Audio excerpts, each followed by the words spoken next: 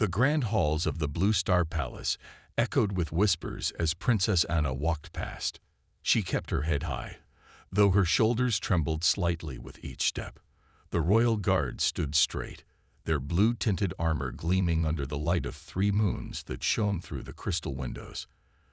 They tried not to stare at their princess, but their eyes followed her nonetheless. Anna was different from the others of her kind. Where most of her people stood 7 feet tall with powerful builds, she barely reached 6 feet and had a frame that seemed too delicate for their warrior race. The genetic condition she was born with had made her physically weaker than even the common folk of the Blue Star Empire. The morning sun was rising as Anna entered the training grounds. Her combat instructor, Master Krell, waited with his usual stern expression. His massive frame cast a long shadow across the padded floor. Other young nobles were already practicing their combat forms, their movements strong and precise. The sound of their practice weapons clashing filled the air. "Princess," Master Krell said, bowing slightly, "today we continue with basic defense forms." His voice carried a hint of resignation. They had been working on basic forms for 3 years now, while others her age had moved on to advanced combat techniques. Anna took her position, trying to ignore the sideways glances from the other students. She raised her practice weapon, a lightweight staff made of silvery metal. Master Krell attacked slowly, giving her time to react. Even so, the force of his strike made her arms shake. She tried to block as she had been taught, but her strength failed her. The staff clattered to the ground. Again, Master Krell said, his patience wearing thin. Anna picked up her weapon, blinking back tears of frustration.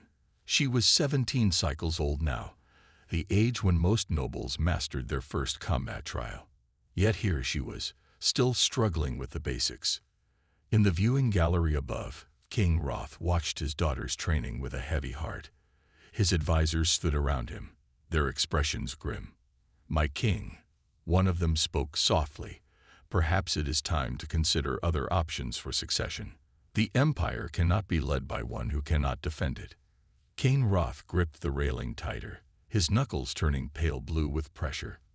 He loved his daughter deeply, but as ruler of the largest empire in the Spiral Arm, he understood their concerns. Their people had survived for thousands of years because of their strength.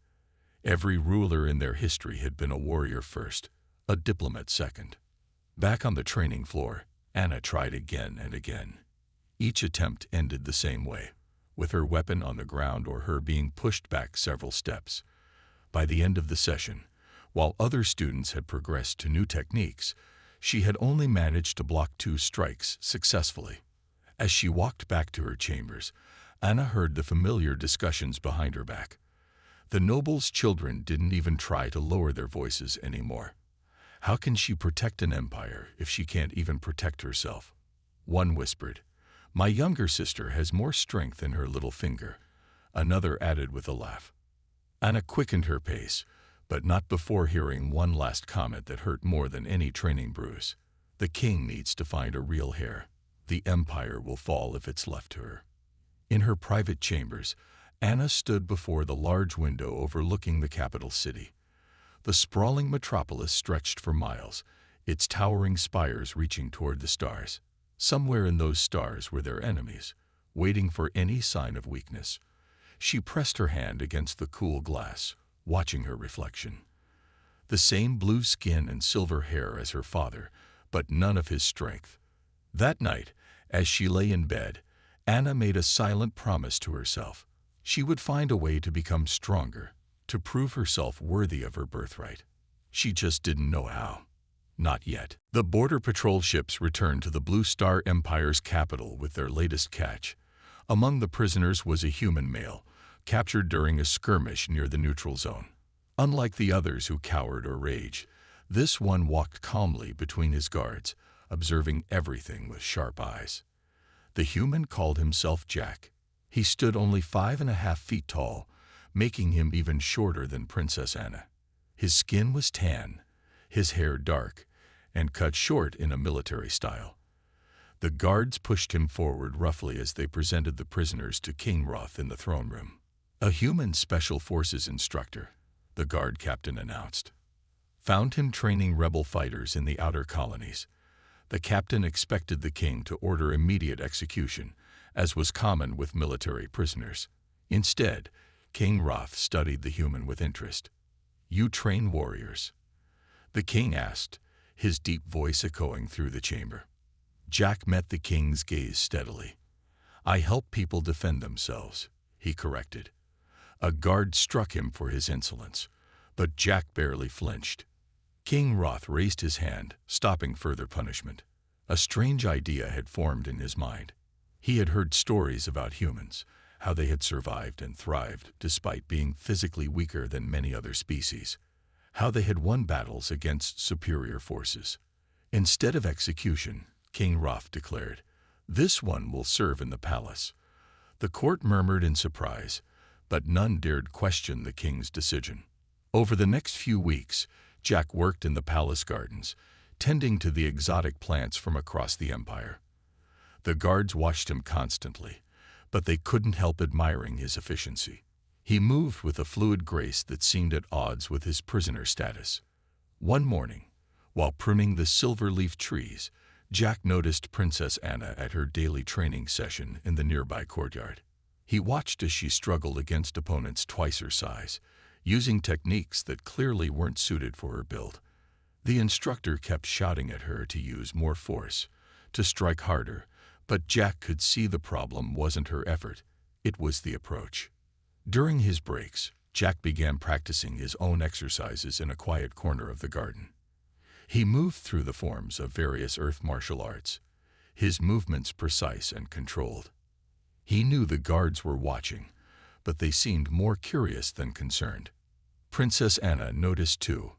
From her window, she often saw the human moving in strange patterns, flowing like water rather than striking like thunder as her people did.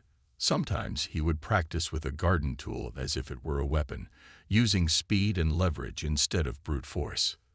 The palace servants began whispering about the unusual human prisoner. Unlike other captives who tried to escape or cause trouble, Jack remained perfectly behaved, while somehow maintaining his dignity. He spoke little but watched everything, especially the princess's training sessions. One day, after a particularly difficult training session, where Anna had failed to complete even basic combat forms, she heard two guards talking about the human prisoner. "Did you see him take down Greg yesterday?" one asked. "Greg tried to push him around during yard duty, and the human just moved. Suddenly Greg was on the ground, and the human went right back to pruning plants." Anna couldn't stop thinking about this. She had seen Greg. He was nearly 8 feet tall and built like a mountain. The idea that the small human could overcome such a warrior without even seeming to fight was fascinating. That evening, as Anna watched Jack practice his strange movements from her window, she made a decision. Her father's guards might watch the human carefully, but they couldn't watch him all the time. And if there was even a chance he could teach her a different way to fight, a way that didn't rely on the strength she didn't have, she had to try. She would approach the human prisoner tomorrow.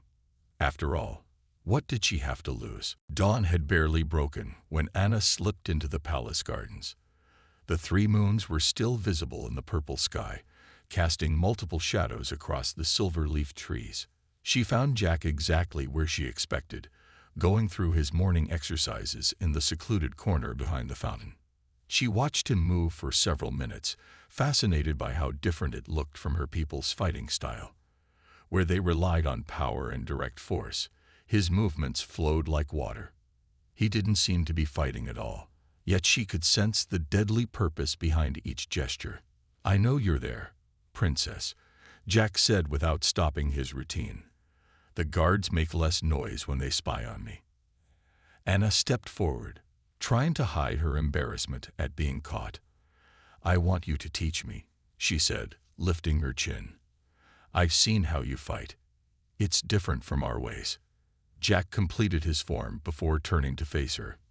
"Your father might not like his daughter learning from a prisoner," he said carefully, "especially a human one."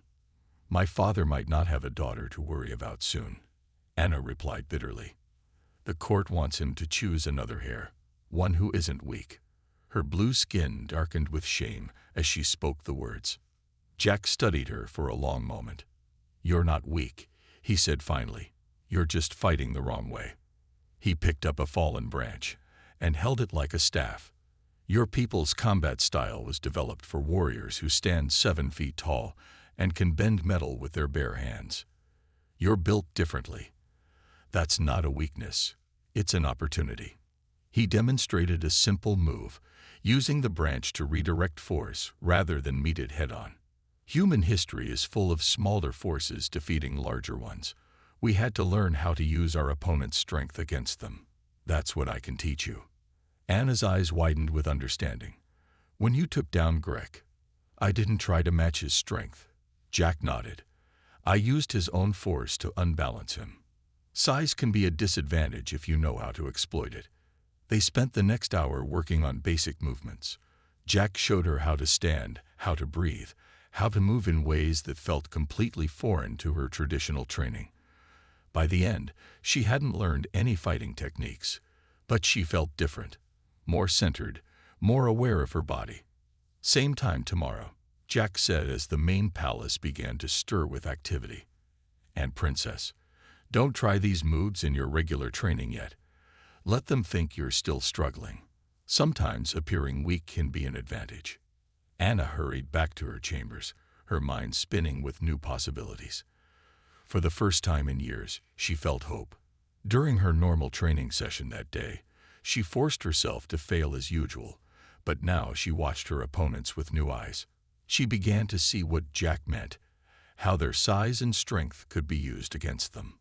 That evening, Anna's father summoned her to his private study. Her heart sank when she saw several royal advisors were present. She knew what this meant. "Anna," King Roth began heavily, "the council has been discussing the succession. They feel it would be best to begin considering alternatives." Anna stood straight, remembering Jack's lessons about balance and centering. "Father," she said with a calm she didn't know she possessed, "give me 3 months. That's all I ask. 3 months to prove myself worthy." The advisors began to protest, but something in her voice made King Roth raise his hand for silence.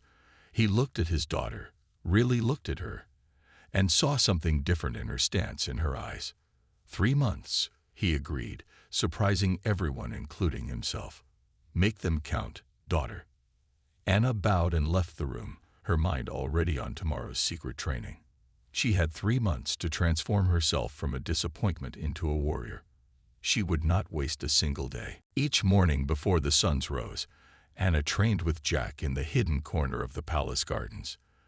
The air was cool, and mist rose from the ground as Jack taught her the ways of human combat. Her muscles ached in new places, but she never complained. "Remember," Jack said as he showed her how to use an opponent's momentum against them. "Fighting isn't just about strength. It's about understanding movement, balance, and timing." He demonstrated by easily redirecting her push, making her stumble past him. "See, I didn't stop your force. I guided it where I wanted it to go." Anna practiced the move again and again. At first, she failed more often than she succeeded, but Jack never showed frustration. Instead, he would break down each movement, explaining the principles behind it. He taught her about leverage points, about reading an opponent's intentions, about using her smaller size to her advantage. In Earth's history, Jack explained during a water break, there was a time when smaller kingdoms defeated much larger empires. They did it by being smarter, more adaptable, and by turning their enemy's strength into a weakness. He smiled as Anna soaked in every word. "Your people rely on power and direct force. They don't expect anything else. That's their weakness." 1 month into their training, Anna could now anticipate most basic attacks. She learned to move like water around stone, flowing past defenses instead of trying to break through them. Jack introduced her to different fighting styles from Earth, techniques that used the opponent's own energy against them. During her regular training sessions with Master Krell, Anna continued to play the part of the weak princess, but now she watched her fellow students with new understanding. She saw how they overextended themselves, how their confidence in their strength left them open to counterattacks. She kept notes in her mind, preparing for the day she would show her true abilities. "Your stance has changed," Jack noted one morning. 2 months into their training. "You move differently now. More confident." He threw a practice punch, which Anna smoothly deflected. "But remember, confidence is good. Overconfidence is dangerous." Anna nodded, remembering how many times she had seen stronger warriors fail because they underestimated their opponents. She would not make the same mistake. Every evening, she practiced her forms in secret, combining what she learned from Jack with her knowledge of her people's traditional combat styles. The palace servants began to whisper about changes in the princess. She walked differently, they said. Her eyes seemed sharper, more focused. Even her father noticed something was different, though he couldn't quite place what had changed about his daughter. One morning, while practicing a particularly difficult throw, Anna managed to put Jack on the ground for the first time. She helped him up, trying to contain her excitement. "Don't celebrate yet," he warned with a smile. "Throwing someone who lets you throw them is different from real combat." But Anna could feel the difference in herself. Her body, once considered weak by her people's standards, had become strong in its own way. She had developed speed, precision, and a deep understanding of movement that most of her people never considered important. That evening, as she watched the 3 moons rise from her window, Anna thought about how far she had come. She had 1 month left before her father's deadline. 1 month to prove that there were different kinds of strength, different ways to be a warrior. In the garden below, she could see Jack tending to the plants, playing his role of the simple prisoner. Like her, he was more than he appeared to be. And soon, very soon, they would both show everyone just how much more. The grand hall of the Blue Star Palace glittered under the light of 1,000 crystal lamps. Nobles from across the empire had gathered for the annual Warriors' Feast, a celebration of their people's military might. Anna stood beside her father's throne, watching the crowd with careful eyes, just as Jack had taught her. "Your stance gives you away," Jack had warned her that morning. "They'll be watching you today. Remember to appear as they expect you to appear." She had nodded, understanding the importance of maintaining her deception for just a little longer. The feast was in full swing when General Dex approached the throne. He was one of her strongest critics, a massive warrior who stood nearly 8 feet tall. His armor gleamed with battle honors, and his voice boomed across the hall as he addressed the king. "My king," he said, bowing deeply, "perhaps the princess would honor us with a demonstration of her progress. It has been 3 months since you granted her request to prove herself." His smile didn't reach his eyes. Around the hall, other nobles turned to watch, many hiding smirks behind their drinks. Before King Roth could respond, a commotion erupted at the hall's entrance. A group of masked warriors burst through the doors, their weapons drawn. The guards were caught off guard, several falling to stun blasts before they could react. Chaos erupted as nobles scrambled for safety. "Protect the king," General Dex shouted, drawing his ceremonial sword. But the attackers had planned well. More of them appeared from hidden positions among the servant passages, cutting off escape routes. Anna stood perfectly still, watching the pattern of the attack, just as Jack had taught her. While others panicked, she saw the purpose behind the attackers' movements. They were coming for her. The leader of the attackers moved with deadly purpose through the chaos, heading straight for the princess. He was smaller than most of the warriors in the room, and he used the confusion to his advantage, just like she had learned to do. As the attacker reached the platform where Anna stood, General Dex moved to intercept him. The attacker slipped past his defenses easily, using the general's size against him. Anna recognized the technique. It was one Jack had taught her. Time seemed to slow as the attacker lunged at her with a blade. 3 months ago, she would have tried to back away, to call for help. Instead, she moved like water. Anna stepped into the attack, just slightly to the side, letting the blade pass where she had been. Her hand caught the attacker's wrist, using his own momentum to pull him off balance. She turned, flowing with his movement rather than against it, and suddenly the attacker was flying through the air. He crashed into a table, but two more attackers were already moving toward her. Anna didn't try to match their strength. She couldn't. Instead, she became like smoke, impossible to grab, always moving. When they struck, she wasn't there. When they defended, she had already flowed around their guard. The hall fell silent except for the sound of combat. Nobles who had been running stopped to stare. They watched as their supposedly weak princess turned her attacker's strength against them, using techniques none of them had seen before. One attacker fell, then another. A third rushed her with a wild swing, and Anna used his own force to send him crashing into his companions. When it was over, 5 attackers lay unconscious on the floor, while Anna stood calmly in the center of the destruction, hardly seeming to have exerted herself. From his position by the garden entrance, where he had been serving drinks, Jack allowed himself a small smile. The whispers started immediately, spreading through the crowd like wildfire. They had just witnessed something unprecedented, a completely different kind of strength. King Roth stood from his throne, looking at his daughter with new eyes. She stood differently now, he realized. Not weak at all, but powerful in her own way. The remaining 2 weeks of her 3-month trial suddenly seemed unnecessary. News of the attack and Anna's unexpected display of skill spread through the empire like wildfire. The palace buzzed with excitement and confusion. How had the weak princess suddenly become so capable? Some whispered of magic or technology, unable to believe that someone so small could defeat trained warriors. General Dex paced in his private chambers, his pride wounded more than his body. He had witnessed the princess's victory, seen how she had turned the attacker's strength against them. It went against everything their warrior culture stood for. He could not, would not, let this stand. The morning after the attack, General Dex strode into the throne room during public court. His heavy boots echoed against the crystal floor as he approached the throne. The room fell silent, sensing the tension in his massive frame. "My king," he announced, his voice carrying to every corner of the vast chamber.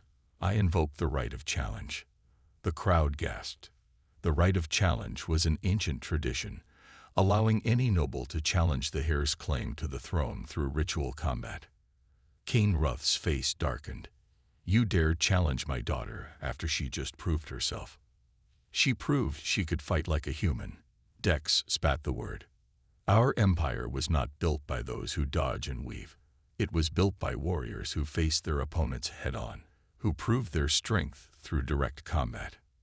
Anna stepped forward before her father could respond. "I accept your challenge, General Dex." Her voice was calm, carrying the same quiet confidence she had shown during the attack. The crowd murmured. No one had expected her to accept so readily. Jack watched from his position among the servants, his face carefully neutral. He had warned her this might happen, had prepared her for it. Sometimes, he had told her, you have to win not just the fight, but the hearts of those watching. The ancient combat arena was prepared for the next day. It was a simple circular space, 30 feet across, with high walls that glowed with soft blue light. Thousands gathered to watch, filling the seats that rose up around the arena like waves in a stone ocean. Anna stood in her preparation chamber, wearing the traditional combat suit of their people. Jack had been allowed to visit her one last time, under heavy guard. "Remember," he said quietly, "he expects you to fight like you did against the attackers. He's prepared for that, but you're not just a human fighter now. You're something new." Anna nodded, understanding. She had learned more than just human techniques in these past months. She had learned to be adaptable, to combine different styles, to think in ways her people never considered. A horn sounded, calling the combatants to the arena.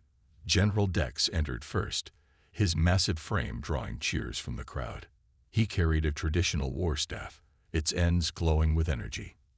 Anna followed, looking tiny in comparison, carrying the same weapon. They faced each other in the center of the arena. Dex towered over her, his shadow completely engulfing her smaller form.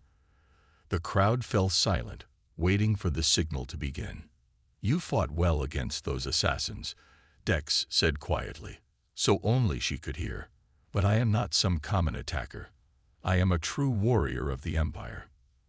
Anna looked up at him, seeing not his size, but the patterns of movement in his stance, the predictability of his confidence. "No, General," she replied just as quietly. "You are about to be a teacher, though you don't know it yet. Today, I will show our people that there is more than one way to be strong." The signal horn blew, and the final battle for Anna's future began. General Dex struck first, his war staff cutting through the air with incredible speed. The crowd leaned forward, expecting to see Princess Anna dodge as she had during the assassination attempt. Instead, she met his strike directly, her own staff connecting with his in a shower of energy sparks. The impact sent vibrations through both weapons, but Anna held firm. She had positioned her staff at exactly the right angle, using the physics Jack had taught her to redirect most of the force away from her body. Dex's eyes widened in surprise. The general launched into a series of powerful attacks, each strike containing enough force to shatter stone. Anna moved like a dancer, sometimes flowing around his attacks as she had learned from Jack, other times meeting them with precise blocks using her people's traditional techniques. "She's combining both styles," someone in the crowd whispered, their voice filled with wonder. Others began to notice too, seeing how she blended their warrior traditions with the fluid movements she had learned from the human. Dex grew frustrated as none of his attacks landed cleanly. He had expected her to rely solely on evasion, had prepared counters for that strategy. Instead, she was like water that could suddenly become stone, fluid one moment, immovable the next. "Fight properly," he roared, launching a massive overhead strike that would have split a battle tank in two. Anna stepped inside his guard, too close for the strike to have full force. She deflected his staff with a light touch, using his own momentum to pull him off balance. The crowd gasped as the massive general stumbled forward. Before he could recover, Anna's staff struck his leg with perfect precision, finding a nerve point Jack had taught her about. Dex's left leg buckled. But the general was not one of the Empire's greatest warriors for nothing. He turned his fall into a rolling attack, his staff sweeping out in a move that would have caught a normal opponent. Anna jumped, not away as he expected, but toward him, her staff point driving down toward his chest. Dex rolled away at the last second, climbing back to his feet. His leg was still weak, but his eyes burned with new respect. He had finally understood. She wasn't fighting like a human or like their people. She had created something new. The battle continued, each exchange demonstrating Anna's unique combination of styles. When Dex expected strength, she used technique. When he expected evasion, she met him head-on. She had learned to be unpredictable, to adapt, to use whatever method would work best at each moment. Finally, after a particularly intense exchange, Anna saw her opportunity. Dex overextended slightly, putting too much power into an attack, just as she had seen so many others do in training. She moved as Jack had taught her, flowing around the strike while simultaneously using a traditional counter her people had practiced for generations. The combination was devastating. Dex's staff went flying, and he found himself on his back. Anna's staff pointed at his throat. The arena fell completely silent. "Do you yield?" Anna asked, her voice carrying in the quiet. Dex looked up at her, seeing not the weak princess he had known, but a true warrior who had forged her own path. "I yield," he said clearly, then added, "my future queen." The arena erupted in cheers. King Roth stood, his face beaming with pride. Among the servants, Jack smiled quietly, knowing his work was done. Later that evening, in the palace's main hall, King Roth made two announcements. First, that Princess Anna was now officially confirmed as heir to the Empire. Second, that the human prisoner Jack would become the first foreign combat instructor in the Empire's history, tasked with teaching their warriors that true strength comes in many forms. Anna stood tall as she accepted her father's proclamation, no longer the weak princess, but a warrior who had changed her empire forever. She had proven that being different wasn't a weakness, it was an opportunity to become something entirely new.